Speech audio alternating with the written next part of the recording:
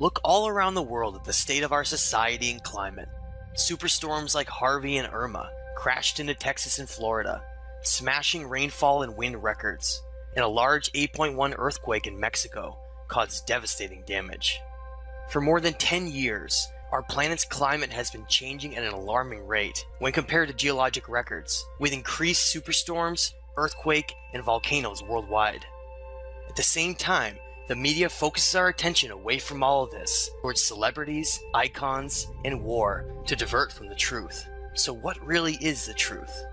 As tides around the globe begin receding at a shocking rate, as seen in Florida, Brazil, and Egypt, and large earthquakes and volcanoes increase, we all deserve to know what's really happening, and if an outside force is actually to blame for all of this. We must not shy away from this information any longer, for a time of great change is upon us that has been written about for thousands of years. To understand what's happening, we must first go back to the earliest developed human civilization on Earth, known as the Sumerians, in what's today known as Iraq. The Sumerians represent the first civilization to develop advanced writing techniques, as well as tracking events and chronicling our ancient history.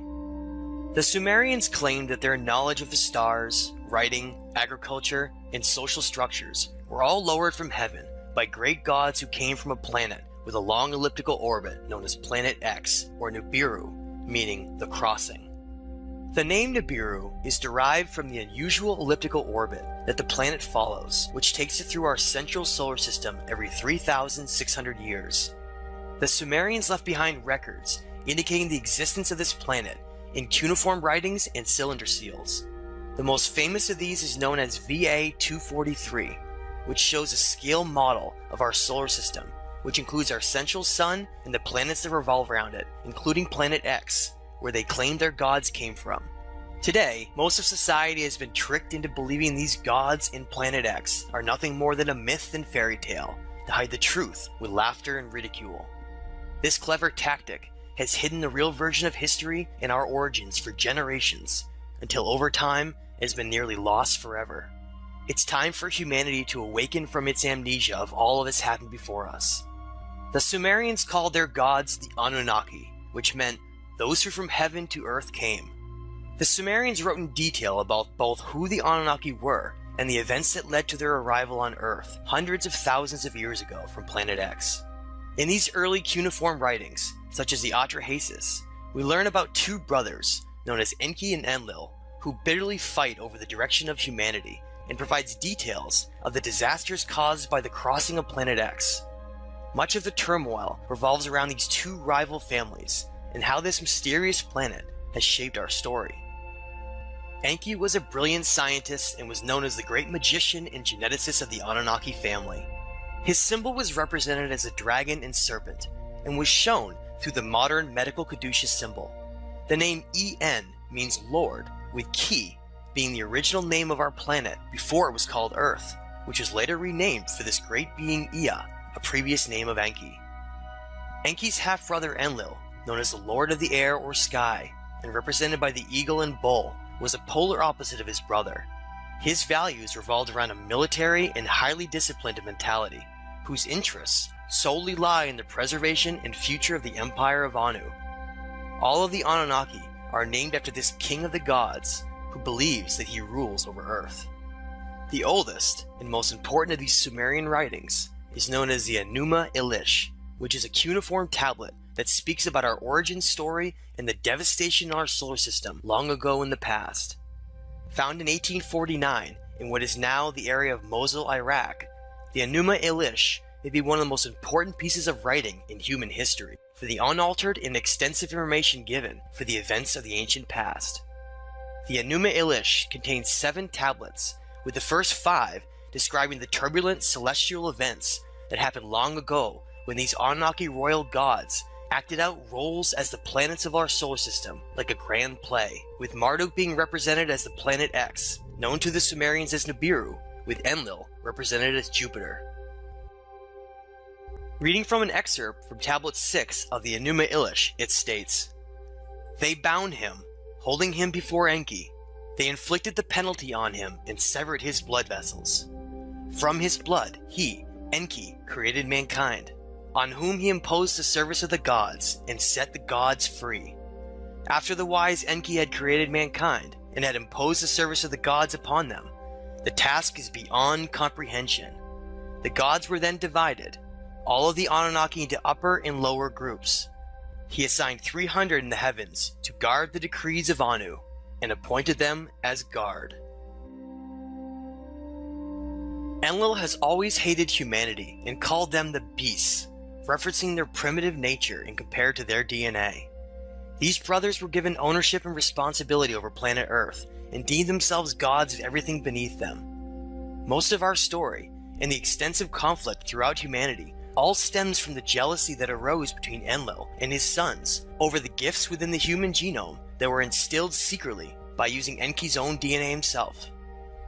We learn in the Enuma Elish in Atrahasis that the Anunnaki created humanity to ease the workload of the Ajiji, the workforce of the royal family, and to jumpstart the genetics of the Neanderthal with their own DNA to toil in the Absu, which we know is South Africa. Today, thousands if not millions of ancient mining sites, dating to over 100,000 years old, utilizing advanced smelting techniques, have been found all over the region. This is the ancient reason why we still value gold nearly above all else, and is part of our long history of slavery on the planet. We are now just waking up to the truth of all of this. The original purpose behind the creation of Homo sapiens, through the eyes of Enlil, was to become a simple slave race, with only enough intelligence to comprehend basic orders. Even the idea of giving humans more intelligence through splicing their own Anunnaki DNA greatly angered Enlil, and he fiercely opposed it. Unbeknownst to Enlil, his half-brother Enki ended up secretly designing a model of Homo sapien that was far too intelligent and possessed large amounts of Anunnaki DNA that could even rival their greatness as a species. Enki felt great responsibility and compassion for his creation, and endowed Homo sapiens with an advanced brain and higher consciousness, with chakra centers of energy that could be manipulated from a distance in the future in case humanity became enslaved by ideas. When Enlil found out that Enki had given Homo sapiens the gifts of their intelligence and the right to free will through conscious expansion, he was furious and promised to enslave humanity forever and never allow them to know the truth of who they really are. Much of the current reality stems from the promise that has always been kept, and is the purpose behind the inversion of so many meanings that lead back to the truth, such as the demonization of the snake, Enki's symbol. This realization of reality can be uncomfortable to accept, but necessary for growth and perspective. When Enlil was chosen to be the ruler of Earth, instead of his half-brother Enki, a promise that had been made for the ultimate slavery of humanity was orchestrated and carried out 12,800 years ago as the planet of crossing, Planet X, approached perihelion and disaster occurred across the Earth, as told by Atrahasis, who was also known as Noah. This represented the great reset button of humanity, and just the calamity needed by Enlil to permanently enslave humanity by tricking them through the conditioning of certain ideas and laws, so that society would unknowingly give all of their energy away to these gods. The popular figure of the cross, represented by Planet X, meaning the crossing or the sacrifice on the crossing through Marduk's later trickery, was implemented into religion to become a massive control system of information in controlling the minds of all of society. A profound quote to explain this deception and control by Enlil, Ninurta, and Marduk on humanity comes from Barbara Marciniak, which states, "The ultimate tyranny in a society is not controlled by martial law, but controlled by the psychological manipulation of consciousness, through which reality is defined so that those who exist within it do not even realize they are in prison." Underground cities such as Derinkuyu, Turkey, provide startling evidence to show the immense work involved by past cultures to seek shelter during times of violent earth effects from Nibiru. These underground dwellings have been found all over the world and speak to a forgotten chapter of human history leading back to our current time today, where most of this isn't even believed or known by society to be real. In 1991, Dr. Robert Harrington, the chief astronomer of the US Naval Observatory, took an 8-inch telescope to the end of Black Birch, New Zealand, one of the few optimal viewing points on Earth, and discovered a large planetary body approaching our solar system. Dr. Harrington calculated this planetary body to be approaching from below the ecliptic at an angle of around 40 degrees. A year later, in 1992, NASA gave 2 press briefings where they prepared the public for disclosure of a new planet in the far outer reaches of our solar system they called Planet X. Millions followed the events, awaiting the spectacular announcement of a new planet, only to hear silence. Before Harrington could publish his findings, he mysteriously died of throat cancer, and his research was quickly debunked as simply mathematical inaccuracies. All information and stories about Planet X quickly disappeared, and most forgot it even existed. Today, the Vatican Observatory continuously monitors the heavens from multiple telescopes, awaiting the great return from heaven of the Anunnaki in Planet X. As we approach the fall of 2017, 3,600 years since the last crossing of Nibiru, the return and fulfilling of the prophecy of Revelation 12 seems imminent as events are unfolding across the world. As Planet X reaches perihelion near Earth, the changes we have been seeing will only increase in intensity. Great care must be followed by those living along coastal regions, especially those areas that are very low-lying and prone to flooding. Ocean levels will begin fluctuating dramatically during tidal phases, as well as increased earthquake and volcanic activity. Any large seismic activity could lead to a number of tsunamis along the coast and should be monitored closely. No matter what happens during this pass, records indicate it will not be anywhere near as destructive as the past 12,800 years ago, which led to the end of the Ice Age and the Great Deluge. The biggest impacts from Planet X are likely not going to come from environmental disruptions, but from sweeping change across our social, monetary, political, religious, and scientific understandings. Reality as we know it will change forever once intelligent life is finally announced to the public. All of the silly distractions and ignorance that has plagued our world will melt away with astonishment and wonder once major discoveries in archaeology are revealed that lie under the Great Pyramid of Giza and the Sphinx, known as the Halls of Amenti. Our understanding of who we are and our place within the multiverse is just beginning to be understood. This will be a time of weighing our consciousness and measuring our actions to reflect on what kind of being we are and how we can contribute to our timeline story. The Anunnaki gods followed the ancient rules laid down for the balancing of energy during zodiacal cycles.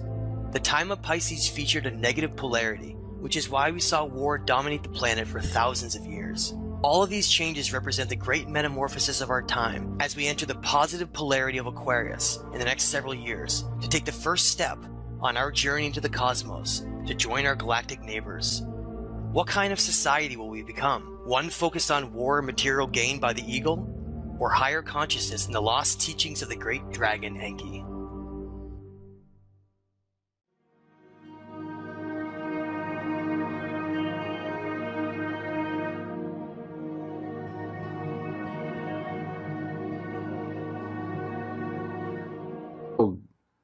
Issues in my mind, especially the book of Genesis, and you're correct. The 12th planet was Sitchin's first book, and he did spend a lot of time showing you evidence, showing you evidence. Here's this tablet. Look at this one, and trying to make it. He was trying to justify this unbelievable theory that most of the scientific people and the academics were dissing him over, because he was like Wilhelm Reich. Or what was it? What's the guy's name who discovered Troy? I can't remember his name. He was a German, though. But, the same problem with him is the academics dissed him. And, so he was pretty much out on his own, with his own resources. And so I kind of saw that with Sitchin as well. And, Sitchin, he left himself open, I think, by writing the Lost Book of Enki and not giving any sources for it. I think it was a great book. And I think it wove together a lot of the pieces that he had from various sources to tell the big story, which he did very well. He was a great writer. But I never felt like I could reference that book without references, so I never really talk about that one. But the 12th planet really opened my eyes to the Sumerian documents. And I'd been looking for a culture that had the earliest writing, so I could kind of go back to the source and go, well, where did this technological chasm come between different civilizations? That's how I was approaching it. And then I read, I think, Genesis Revisited from him. And this really made me go back and read the Bible again closely. And I started seeing things from the perspective now, having read all the Sumerian documents, that made a lot more sense to me. And with that perspective, you could differentiate the truth from a lie a lot more readily. And so when you go back and read Genesis 1, and you see that that these gods, plural, created man in our image and our likeness, and then go read the Atrahasis account where a council meeting of the Anunnaki specified exactly that, and I mean plural, there were 6 men and 6 women on this council. So, you start seeing those kind of correlations as well once you've read the Sumerian documents, which predated the Bible by a very long time. All of a sudden you realize that what you have there that's called the Word of God isn't completely true. And there were political agendas in writing that book. If you truly understand the circumstances the Hebrew people were in as they were being held captive in Babylon, where they first saw these documents, these Sumerian documents. Okay, so what do we know? What is your specific question about the prehistory of Nibiru, this planet that they say they come from? And then we can kind of walk from there into the main players and who did what to whom and how we ended up where we are now. But kind of will give us a platform to maybe discuss a little more. Great. Correlations with how we go forward, because that's, once you realize all this stuff, it takes a long time to process it. And some people years. Okay, this is like tearing out every belief system you have, and all of a sudden you're faced with this truth that's in stone, that's sitting up in museums, where you can either ignore it or synthesize it and realize what they were saying probably was not a lie, even though it was called a myth by by the conquering cultures, right? Well, and here's one thing that I'd like to make a point. As far as different religions and cultures and beliefs, that's one of the amazing things about being a human being, is we have the right to think for ourselves and believe what we want to. So, whatever take or mindset you have on religion, divine providence, God, if you believe in multiple gods, if you're an atheist, whatever, this is tonight just an opportunity to hear about stuff that's been documented throughout history. And the translations that are discussed have, there's multiple sources that collaborate and say, yes, this is what happened. So whether or not you want to believe it or it's 100% accurate, that's up for debate, and that's fine for you to believe. But a lot of this information it's cutting edge, because this is stuff that's been suppressed for thousands of years. When the Crusades took place, and anything that wasn't a part of the system church at that time, was looked at as blasphemy, witchcraft, and people were burned at the stake. Libraries and tons of information was destroyed because of this. So a lot of this information and what you're talking about predates the books of the Bible, and that's just incredible. So I would like to talk about the 6 women and the 6 men that were part of it, and we'll get into some of the names and the correlations of the biblical references, maybe the Greek gods, and maybe even if they connect to the Vedic gods, Valhalla and some of the Nordics and stuff. But my question was about Nibiru. Is the official version that I know about of the Anunnaki when they came to Earth was to look for gold. Is that correct? Well, that is correct. If we start back on the prehistory of Nibiru, there was a king that ends up as the main progenitor in the Anunnaki line that we like to include in the story, because he was head of the Anunnaki Council, and his name was Anu. Okay, so Anu was the original king, or as far back as you can go, it was Anu. Right, and we're circa 450,000 years ago right now, and according to their records, one of the beings who was the prior king, his name was Lama. Excuse me. He was discussing problems in their atmosphere, whether to bolster their atmosphere to protect themselves against radiation using the volcanoes to reactivate them by firing missiles into them, or to create a particulate solution to seed the atmosphere. And this was a discussion they were having way back then, because you have to understand, in the myths of Mesopotamia, there's a document in there called the Atrahasis, written by Stephanie Dalley. And the document is, I'm sorry, the Enuma Elish. There's Atrahasis as well, but the Enuma Elish is the Babylonian or the Sumerian cosmogony, which essentially describes how our solar system came to be. And why it's important to them is because, according to the account, their planetary system, we call it the Nibiru constellation, all right? It looks like they have a mini sun and about 7 planets total.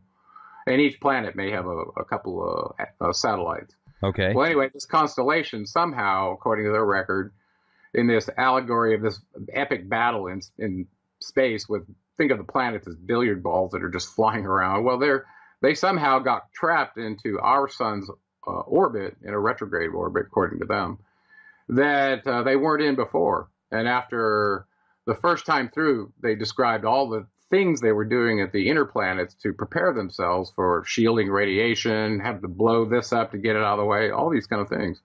And we didn't really understand it until we got a little more scientific, I think. They were talking about using weapons that could split an entire planet. You know, and that reminds me of like a Type 2 civilization. Right. So anyway, they had atmospheric problems without getting too lost there. They're in a 3600 retrograde orbit, according to them. They kept time in that method in what was called a shar. Even the Sumerian kings list, their reigns were listed in shars. Okay, and if you read the Sumerian kings list that was given to us by Berossus, it shows the first one having a reign of 8 shars, which turns out to be 28,800 years. As unbelievable as that is, and we'll get to that. Okay, but keep that in mind. So they got trapped in this retrograde orbit. It gives them a platform, a moving platform, to see all the other planets that are already in this space. Well, they didn't get out that easily. They apparently had some collisions about the second time around their 3,600-year orbit, such that one of the satellites of Nibiru struck a planet that was in the place where the Earth is now. They called it Tiamat. It broke part of it off. Part of it became the Earth, and the other part became the asteroid belt. And at that point, one of the moons of Nibiru apparently got stuck in its orbit, and they called that one Kingu, which is our moon, which is unusually large for our planet, you have to admit. So anyway, so a lot of these stories they told in this Enuma Elish account, we're now verifying scientifically that what they said is true. And this document is quite old. So from there, they needed a solution, because if you imagine a planetary system coming into perihelion with the sun every 3,600 years, what it would do to your atmosphere. It'd probably strip it of various components that would normally be there, either through magnetic effects, through plasma discharge and irradiating it, who knows, okay? But apparently they had this need to keep bolstering their atmosphere, which, and I think they knew in the long run it was a losing battle to continue to do this. They needed a long-term solution, and I think that's partly where the Earth came in their long-term plans. But anyway, they had an occlusion account in their Enuma Elish with the Earth, so they knew about it, and they called the planet Ki. Okay, and they counted from the outside in, from their perspective, since when they were out aphelion, they were the farthest planet out. So they counted inward, the planets inward, and that if you count that way, the Earth is number 7. That's why I named my second book The Seventh Planet. Okay. So with this problem that they had, the king Anu decided to dispatch his chief scientist, who was called Enki. It was his firstborn son. He was sent to the Earth to do a couple of things. One of the primary things was to find resources to bolster the atmosphere back on Nibiru as they were coming into perihelion with the sun again. So some accounts show that he was looking in the Persian Gulf initially. That's where he splashed down and built the city of Eridu, which is right there where the Tigris and the Euphrates meet, running through the Sea of Reeds into the Persian Gulf. Okay, so that's, according to him, if he did that when he said he did it, that city's 450,000 years old, and it's still sitting there in the desert in Iraq, pretty much, I don't know, like a pile of rubble.